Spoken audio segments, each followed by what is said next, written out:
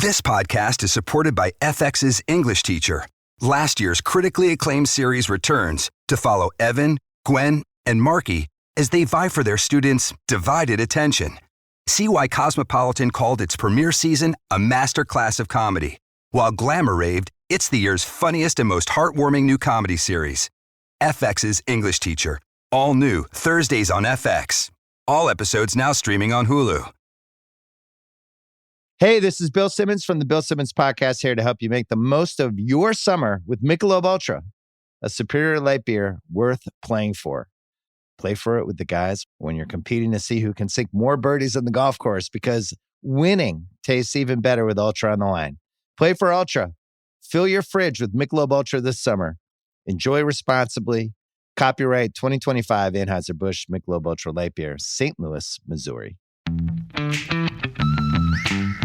What if an appliance emergency didn't have to be? If your appliances suddenly decided they were done, don't stress. Best Buy has you covered with a wide variety of major appliances from trusted brands, in stock and available now. So you don't have to worry about laundry piling up, refilling the fridge, or that big dinner party you're hosting. Because Best Buy has the knowledge and expertise to get you the right appliance for your home. Learn more at bestbuy.com. Best Buy. Imagine that.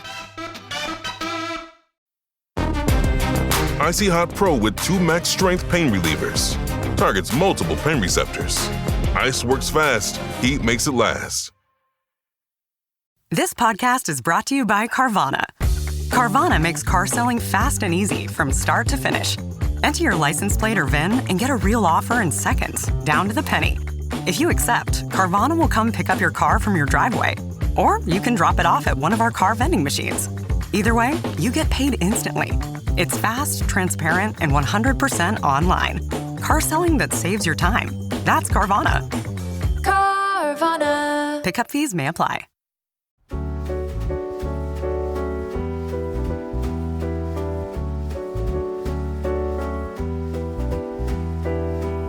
It's Pack Your Knives. I'm Kevin Arnovitz. And I'm Tom Haberstroh. Tom, we are on the eve of Top Chef 16, and we thought we'd put together a little teaser, just a little taste, a little amuse-bouche to get us ready for Top Chef Kentucky. You and I have been to Kentucky before, at my wedding. I was at your wedding in Kentucky. Was it not the Brown Hotel, home of the hot brown, the most famous food ever, purveyed by the good people of the Commonwealth of Kentucky? That's right. Is it a Commonwealth or a state? It's a Commonwealth, I believe. I think it's a Commonwealth. Absolutely. Good for them. Good for them. My wife is from Louisville, Kentucky. She went to Ballard High School. I opened my eyes to the cuisine and the libations of Kentucky. And you know what? Top Chef followed suit. They decided to do season 16 in Kentucky, not just in Louisville, apparently. I just watched the Bravo teaser video. They're going all over Kentucky. So it's a beautiful state, beautiful food, beautiful people. And I'm excited. Beautiful food. I think that is, as a declarative statement goes, I mean, I don't think controversial, but I mean, what do we have? Well, I mean, it's sort of the starting lineup. I mean, we on the forget the libations right now, because we know about the bourbon and the mint julep. Absolutely, in terms of spirits, Kentucky is second to none. But after the hot brown, you've got like the only one I know is sort of is it the burgoo, which is that like kind of squirrel possum stew? Yeah, I've never had burgoo. I've read about it. It seemed like one of those sort of kind of classic Appalachian American foods, like just you get what you kill. And yeah. For sheer subsistence, the great Scotch Irish people of the uplands of Kentucky would basically take roadkill and make it into food. Bourbon balls. Bourbon balls are delicious. They're just essentially these desserts, like kind of like dates. No, sorry. Getting that mixed up. Bourbon balls, like almost like the Milky Way kind of sugary sweet filling, but it's just alcoholic. So you can fill it with whatever Makers or Wild Turkey or whatever you do. But my mother-in-law makes some really delicious bourbon balls it's a chocolate covering with pecan thrown on top. It's delicious. There's also Derby pie, which is kind of just a sugar bomb. Derby pie, after Kentucky Derby, of course, is like a cookie, chocolatey walnut pie. It's delicious, but it's also just super sweet. So we've got a cast we know this. We those can listeners can go onto the Bravo TV website. You can look at the cast. Before long, you and I will have a draft of the season 16 competitors. And judging from our performance last year, the draft will have a zero correlation with the potential success of the contestants, which only underscores kind of something that I think Tyler kind of, in conversation with him last season, that one of the things we've learned kind of getting to know some of these chefs and getting to know the production of the show and whatnot is that Top Chef's sort of an entirely different event from cooking or chefing, right? That who you see in the finales of these shows are obviously extremely talented chefs, but chefs that may or may not be infinitely more talented than the people they've eliminated. That it is a special skill set to flourish on this show. You can have the greatest training in the world. You can do the Thomas Keller, Alain Ducasse prep prestige trail. And at the end of the day, there is a very particular fast twitch kind of skill that is demanded to be a champion Top Chef that has somewhat of a correlation to your skills in the kitchen, but kind of is its own freaky sixth sense. Yeah, it's almost like you're judging basketball players based on their combine and their measurements, and interviews, but never seen them play basketball before. Like what seems like a good Top Chef contestant on paper doesn't actually translate into the actual game. So Tyler, in our interview last year, if you remember, he was just like, I bleeping hate quick fires. Like he hates them. Like he's like, they're stupid, they're quick, it's just the worst. And of course he might not have been good at quick fires. He won the first challenge, which I took as meaning he's going to win this whole damn thing, because statistically, looking at Top Chef contestants, which I did, the best predictor of winners is the person who won the first day, and he won the first day. And I thought, man, this is, LeBron James going number one in 2003. And it wasn't. Turns out he was more like Oliver Candy, not because Oliver Candy wasn't bad, but it was just Tyler. He was pretty bad. Michael Oliver Candy was pretty bad. I was a season ticket holder, but hold on a second. So now remind me again, because this was one of the great revelations of doing the show with you last season. It was the person not who wins the first quick fire, but who wins the first challenge.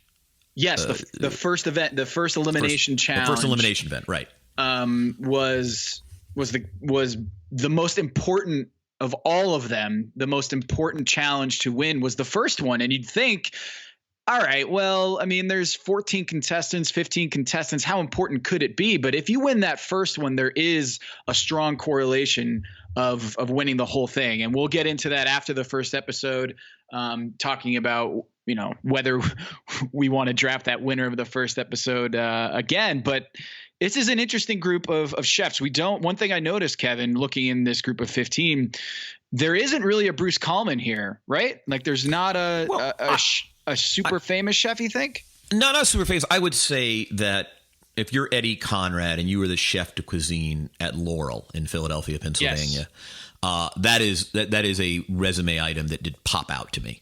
It's a beloved restaurant among foodies in Philadelphia. I have not yet eaten there. It's a very tough table to get. It's in that neighborhood, just kind of south of, not actually all the way in South Philly, but between South Philly and Rittenhouse Square, kind of, on the way down there. And it is chef de cuisine at that joint is a major resume item. I mean, you look at the 16 contestants, I think 15 or 16 we saw online, that would definitely stand out to me. On the other hand, you also have, I was talking about that sort of that prestige track, and there's this young chef named Brandon Rosen, who notably grew up with a family chocolate factory in Michigan, but then went on and did the Alain Ducasse, the Thomas Keller. He's now a private chef in Silicon Valley. Lord knows what you must get to be a private chef for one of those like techie people in the Allbirds. I feel like they just deconstruct everything. Disrupt this dish. That's what I'm imagining a Silicon Valley chef to do. It's baby food. Just that is. But at any rate, so that would be that at least in terms of kitchens one's worked in. I kind of love there's some really fun bios. I mean, I always am interested in the local contestants, right? They always kind of have a few close to home chefs. There's a chef named Sarah Bradley from Paducah, Kentucky. And what I love about her is it spoke to me was she's half Jewish and half Appalachian. So there's going to be a little, and I love as a Southern Jew who kind of grew up with dinner tables that had both like kugel and okra. That's always been a thing for me. So I was very excited about that. And there's some other very interesting chefs, and we'll know these people a lot better now this time next week, obviously, than we do now. Yeah, Eddie Conrad. A note about him is he worked under Nicholas from Top Chef season 9, who beat out Nina Compton. Very controversial finish. Nicholas Elmy, who I guess is the owner of Laurel, or I guess the chef there at Laurel. So I think this is the pedigree there for Eddie is really strong. Not only is he a big fan. You're a big fan of the restaurant, but also that restaurant has Top Chef ties. So a lot of controversy around Nicholas beating out Nina Compton and Luis. I can't pronounce his last name, but he did just get named, Kevin. I emailed this to you. I don't know if you saw it. He just got named the sexiest chef alive by People magazine. This Luis from season 9, who was in like the finals with Nina Compton and Nicholas. So anyway, that was just a tangent there, but Eddie's got some strong pedigree. It's like working under Popovich or something like that. So that's good for him. Have you eaten at any of these restaurants through these bios? Yeah, I mean, a handful of them. One of the contestants. Sorry, I just went to your most sexy chef alive link, so I clicked off of my worksheet here. But Michelle Minori ran the kitchen at Flour and Water in San Francisco, and I'm not normally a big pasta guy, but I mean that's an exceptionally good restaurant. And one might imagine that she might take the contestant in Top Chef who forever wants to do pasta for every challenge. You can imagine that if you ran the kitchen at Flour and Water, that we might see a great deal of pasta making from Michelle Minori.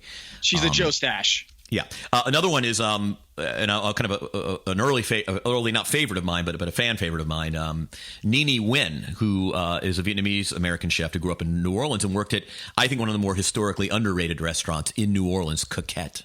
Oh yeah, which is a place you gave me a recommendation to go to Coquette once. Yeah, Coquette's fantastic. I mean, it actually has so much going for it, just apart from just really well executed food. It's also a great place to go. One thing, the problems you run into in New Orleans is there aren't enough days and nights, not enough nights for the dinners you want and the restaurants you want. And Coquette always does this great, I don't know how, it's been a couple of years, but always a great $30 lunch prefix that you could just go and just have a great meal and sample their food. It'd be obviously a smaller set, but Coquette is always one of my favorite underrated New Orleans restaurants, and she kind of, I think, came up through that kitchen. I don't know that she had a very senior position there, but she certainly got a glimpse. So there are a handful of restaurants. It's interesting. It's we have a chef from Dothan, Alabama, a Gulf Southerner. We have it's not, we have a couple, I think it's chefs from Cincinnati. So not as many NBA cities for the two of us. Where most of our great food originates. Pablo Limon from 27 restaurant in Miami. Have you been to that Miami Beach restaurant before? I have not. I mean, the truth of the matter is the Miami Heat have not been very good since you left. And I haven't had really much occasion to go to Miami recently, which is a shame. I need to get to Art Basel or something because I'm really behind on my Miami. I'm still stuck in Michelle Bernstein land. Yeah, the 27's an amazing meal and a really cool restaurant. It's almost like in a house. You feel like you're in a living room when you eat there. Just the vibe there at 27 is fantastic. So Pablo Limon, that's a really good thing for me, is seeing on Miami Beach. Hailing from there is great because a lot of successful people on Top Chef have come from Miami. We just talked about Nina Compton, but also Jeremy Ford. I guess Pablo Limon worked with or under Jeremy Ford, who won Top Chef. I guess he's Crudo Bro, if you remember Crudo Bro. So, I love Crudos. Yes, I've been playing around with Crudos in the last several months. What like a hamachi? Yeah. I've been pickling these like serrano peppers, and I think you even gave me a like on one of my little Instagram crudos, and truffle oil is a wonderful thing, but really like scallop crudo is still like the raw scallop crudo with just a little acid, an interesting oil. Like it's just crudos are I will never fully accept the ridicule that chefs direct toward those who engage in maximum crudo. If you have fresh seafood, there is no better thing than a crudo. Like I like raw fish. Raw fish is perfect food. Forget the fact that it's healthy and guilt free. Like raw fish brushed with a little acid and a little oil or some component is kind of perfect. Interested to see a young chef from Pinch and Plate, a place I've heard about but not have been in the Washington, D.C. area. Is also he's one of the people's sexiest chefs in America. He was one of the 10 finalists, so he's already finalist for that, and now he's a finalist for Top Chef. Eric Adjepong, he's from Ghana with a lot of West African flavors, so I'm interested to see Eric's performance in Top Chef. How would you I have eaten in Ghana. I ate in Ghana for yes. I went to Ghana. I had my fufu and my banku and all my goat stews and whatnot. So I'm excited to see a Ghanaian American chef. The food in Ghana is league average. It's not great. Okay. It ain't like Eastern Africa to me, like greater sign than Western Africa when it comes to food. And I will probably get many comments to the contrary. You know what, Kevin? We'll have to bring Eric onto the show for him to rep West African food. No, and again, I really enjoyed eating in Ghana. Look, it's all better than, I mean, hell, you go, there are regions in the world that I've eaten much poorly. I had a good time eating in Ghana. Speaking of places that Kevin has eaten poorly at, couple people from Boston here. Yeah, I need to lay off Boston a little bit. Like I probably should lay off Boston a little bit. And we have Brian Young from Cultivar, who calls himself a butcher / charcutier. How do you pronounce that? He is someone who does charcuterie. Charcutier? Is that right? I think it's a charcutier. I think you're right. I don't know. He is a charcutier.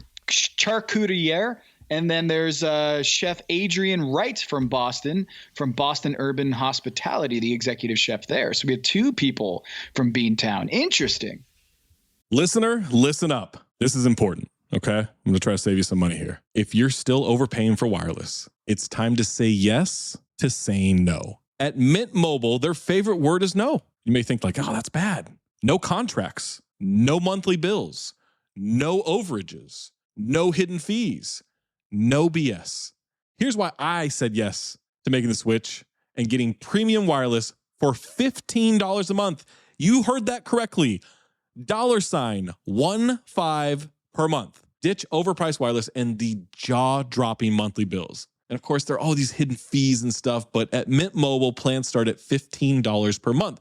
All the plans come with high-speed data, unlimited talk and text. You're not doing like weekend and nighttime minutes or anything like that. And it's delivered on the nation's largest 5G network. Use your own phone. Don't have to get a new phone. Use your own phone with any Mint Mobile plan and bring your phone number along with all of your existing contacts. I switched months ago. People have asked, did you actually switch? Yes, I actually switched months ago, and I don't know what to do with all this extra money. I've cheated the system here. I've rigged something. This is an Ocean's 11 situation where I'm stealing wireless from Mint. That's how good a deal it is. Ready to say yes to saying no? Make the switch at mintmobile.com/dings. That's DINGS. That's mintmobile.com/dings. Upfront payment of $45 required, equivalent to $15 per month. Limited time new customer offer for first 3 months only. Speeds may slow above 35 gigabytes on unlimited plan. Taxes and fees extra. See Mint Mobile for details. Hello, listener. It's Producer Maze here to talk to you about Quince and their cookware. Cooler nights mean cozy meals at home, and Quince's cookware has made fall cooking so much more enjoyable. Their pieces deliver the quality and performance of luxury brands, but at a price that makes sense. And they look gorgeous on the stovetop, too. No matter what item you need to complete your kitchen, Quince has you covered with 5-ply stainless steel pots and pans, nonstick skillets, chef-quality knives, and even ceramic bakeware, which is perfect for cozy casseroles or Sunday roasts. And when you look at these prices, you might think, how is Quince doing this? How do they deliver high-quality items similar to high-end brands that are half the price? Well, let me tell you, they partner directly with ethical top-tier factories to cut out the middlemen and pass the savings on to you. And it's not just cookware. I got myself some bath sheets. That's right. When you're a tall man, you have to use bath sheets, not bath towels from Quince. It's like drying off with a cloud. It's incredible. Upgrade your kitchen for cozy fall meals with premium cookware from Quince. Go to quince.com/dings for free shipping on your order and 365-day returns. That's QUINCE.com/dings, DINGS, to get free shipping and 365-day returns. Quince.com/dings.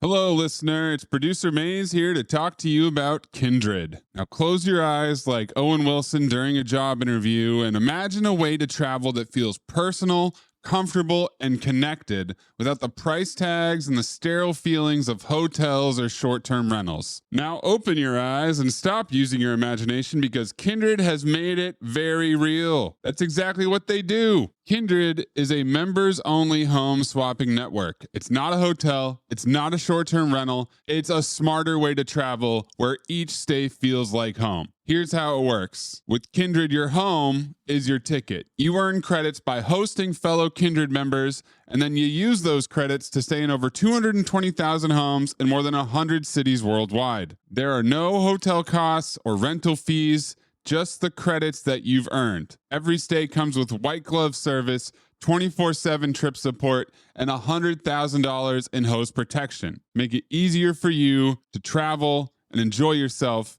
and not worry about details. I've used Kindred and I found an amazing home for a weekend getaway in an idyllic location with amazing views and great ambiance. It had everything I needed. And the best part was, it cost me $0. So apply now at livekindred.com and use code DINGS to join for free. Plus, you'll earn 5 nights of travel credit just for signing up. That's right, that's 5 whole nights for free at livekindred, KINDRED.com, code DINGS, DINGS, livekindred.com, code DINGS. This episode is brought to you by 20th Century Studios' new film, Springsteen, Deliver Me From Nowhere, starring Golden Globe winner Jeremy Allen White and Academy Award nominee Jeremy Strong. Scott Cooper, the director of the Academy Award-winning movie Crazy Heart, brings you the story of the most pivotal chapter in the life of an icon. Springsteen, Deliver Me From Nowhere. Only in theaters October 24th. Get your tickets now. Your earbud fell in a coffee cup. You need a taco pick-me-up. When modern life gets rough, grab the timeless taste you love. Paso, the old El Paso. It will be an interesting season. I mean, I'm curious to get impressions from the first challenge so that we can do our draft. I thought one of the more humbling and kind of amusing parts of Pack Your Knives, season 1 for us, season 15 for them, was just how utterly awful we were at drafting and scouting talent based on an episode of television. And, I have the stat here, Kevin, by the way. 43% of Top Chef winners also won the first elimination challenge. That's a pretty big stat. That's a big number. Just about half of the winners also claimed the victory on the first elimination challenge. So as you watch this episode coming up here on Thursday night, keep in mind that it is just about a coin flip whether this person will be the Top Chef winner. By the way, Pinch and Plate, I am learning, is not a restaurant. It is not a restaurant. It sounds like a restaurant. It's got not a restaurant. It's got an and in there. It's got an ampersand. Just because it has an ampersand does not mean it has a storefront. and what we're learning is actually it is similar to, I think, sort of, at least in Los Angeles here, the Wolf's Mouth experience. It is a pop-up dinner party. And so, like, you book a dinner party and so, I mean, they're not caterers. I mean, it is truly a kind of roving pop-up, but it is not a It is not a restaurant. So pinch and plate. That's interesting. There's a couple backgrounds here that aren't your standard big name chef or big name chef, executive chef at a big name restaurant. There's Cooking with Caitlin Steininger from Cincinnati. She basically built out a digital show called Cooking with Caitlin and is now the executive chef at Cooking with Caitlin, which is CWC in Cincinnati. So that's also, I like that. I like how we're kind of democratizing the Top Chef. So there's people from all different places, different backgrounds coming into Top Chef. Yeah, I mean, am I remembering incorrectly? But that the sort of, hey, I run a catering company or I'm a private chef. Chefs have not performed terribly well relative to other contestants. I would imagine it's something to look into for this season, right? Yeah, it's and maybe it's that there's something about the heat of the kitchen with the full house that provides the the chops that you need to flourish in a competition. I don't know, but I always feel like there are always a couple of talented chefs who nevertheless are sort of private chefs or caterers who don't advance as far as the not so much the people who grew up in the prestige restaurant. Actually, it's often the line cook or the people who've had the sort of that experience in restaurants. But what do we know about season before we go? What do we know about season 16? We can say it because it was put out on the video promo, but there is a twist to this season. There's 3 restaurant wars, and there's not just 2. There's 3 restaurant wars this season. They're going to be at Churchill Downs for a couple, or maybe one of, I have no idea if it's a couple, but they'll be there. A couple like tea leaves from the promo video is John Calipari. They're going to be at Rupp Arena for the Kentucky Wildcats. He will be a part of this season. So, I think that's really it, Kevin, is they listened to our show. And they said, we need more crossover with basketball. And they brought in John Calipari. I wonder what it's like to cook for John Calipari. I mean, you know what it's like to talk to John Calipari. Oh, yeah. I mean, the guy is just effusive. He's awesome. I mean, I every time I see him, he is just shaking everybody's hand. He owns the room. He's super fiery, super happy. Like, I'm sure he says he remembers who I am every time he sees me, but he probably doesn't. But he just makes you feel like he knows you. And that's just how you got to be as a college coach. So I'm curious to see how he does as a Top Chef judge this season at Rupp Arena with a bunch of screaming Wildcat fans. That's going to be an interesting environment. I think we have someone from Iowa, Kevin, on this. Kevin Sharp is his name. Oh, wait. Someone told me that Des Moines has an absolutely fantastic restaurant.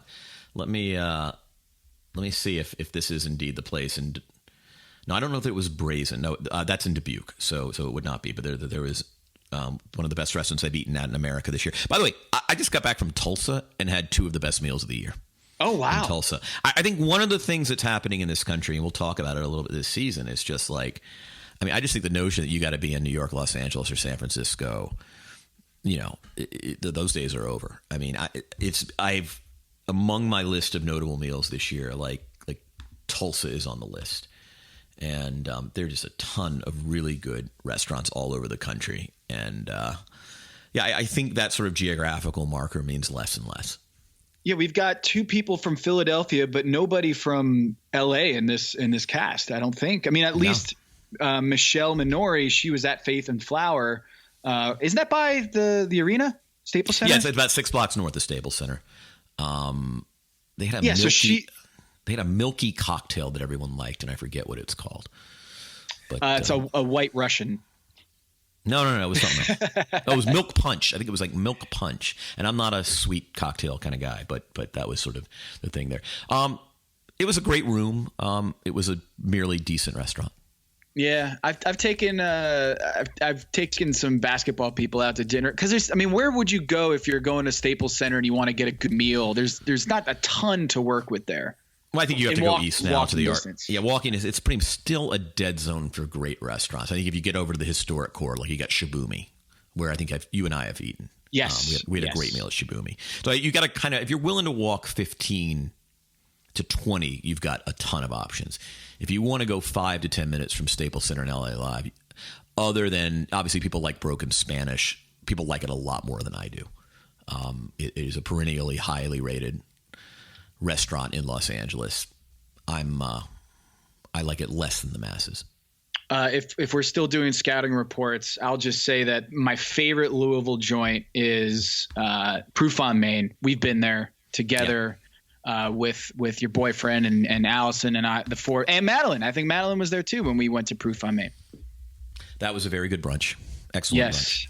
And then my favorite bar, Garage Bar, is really super fun. They got ping pong tables outside. They got these like kind of Dale Earnhardt, like NASCAR. There's like an accident, almost like a sculpture in the front of the bar area.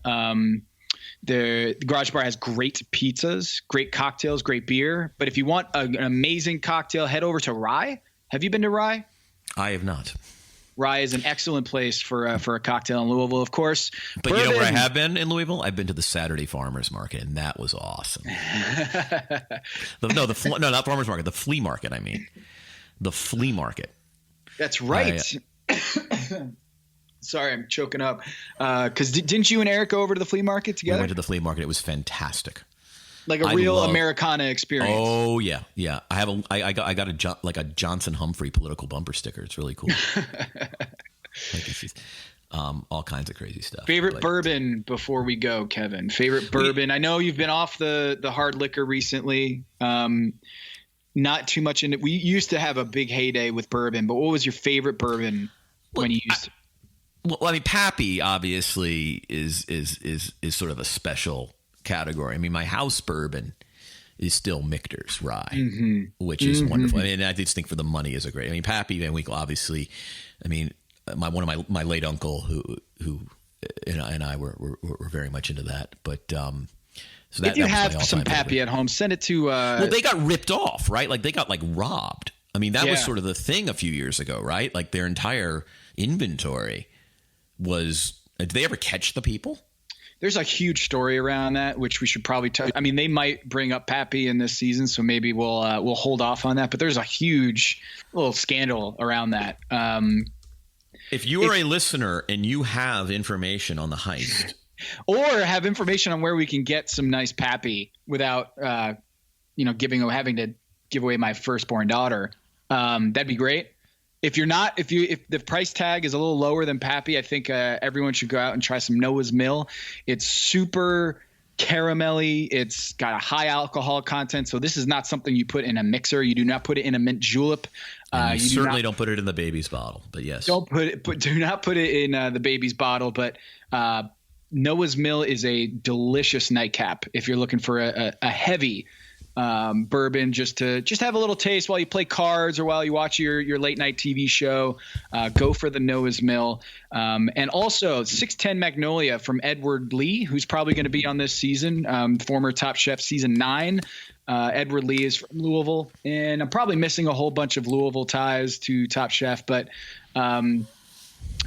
I'm excited to see this season, the rolling hills of Kentucky, the horses, the bourbon. We'll see about the hot brown. I'm not too much of a fan of a hot brown because I always want to take a nap afterwards. It's one of those very heavy, just bacon, open face turkey sandwich with sauce, and it's a heavy dish. So it's one of those, if you're hungover after a night of bourbon, go for it. Otherwise, you could probably skip the hot brown. Sorry, Brown Hotel. I should give you a better shout out. Yes, and I'm going to go into the streets of Los Angeles and find the goods for my burgoo stew. Yes. And find some appropriate roadkill. We don't really have possums here. We have coyotes and raccoons. I think raccoon is a permissible meat in a burgoo. Is it? I do. I think coyotes. I don't know. I don't know if you want to eat coyote. It tastes like chicken. One last thing, shout out, a heartfelt shout out to Fati as she battles cancer and lights up everyone's world. She is in the Pack Your Knives hearts, and hopefully we'll get to talk to her, or just at the very least see her beautiful writing. That she just wrote an amazing story that you should check out her Instagram. Chef Fati was an incredible thing about the lessons that she's learning as she battles this tough diagnosis. So Fati, we love you. We wish you the best. And Joe Flam, I had a meal with Joe Flam in Chicago. Everybody from the season 15, we miss you. We want to have you back on. So if you want to come back on for this season and kind of be our, eyes from behind the curtain, please give us a shout out. And hopefully these contestants, Kevin, are going to be just as likely to come on the show as this last year's. That was super fun. That would be very cool. The in-season commentary of existing contestants. A lot of fun. Have you seen that? Have you seen that Tyler and Bruce are doing a restaurant together in Glastonbury, Connecticut? I did not, because, I went to Union recently with Eric and learned that Bruce is no longer at Union and was sorely missed. So I had no idea. So Bruce is going to go back to the East Coast and they're going to do something in Glastonbury. We might, that's not a terrible trip for me. We might just have to meet up in Glastonbury at some point. They're doing, I think it's going to be a pizza joint. I guess they're going to try to take down, why am I blanking out on the Frank Pepe's? Pepe's. There is enough love for everybody in Connecticut. There's enough love and enough pizza for everybody in Connecticut. We needn't take anybody down. Let's celebrate the diversity of pizza. Exactly. So we're looking forward to this season. Hit subscribe, rate, and review. Pack your knives at your local pod center, wherever you get it. And also tell your friends and have a Top Chef party this Thursday. I'll be watching, and we'll get back to you guys shortly after the episode. Excited. Indeed. We'll see you soon. All right.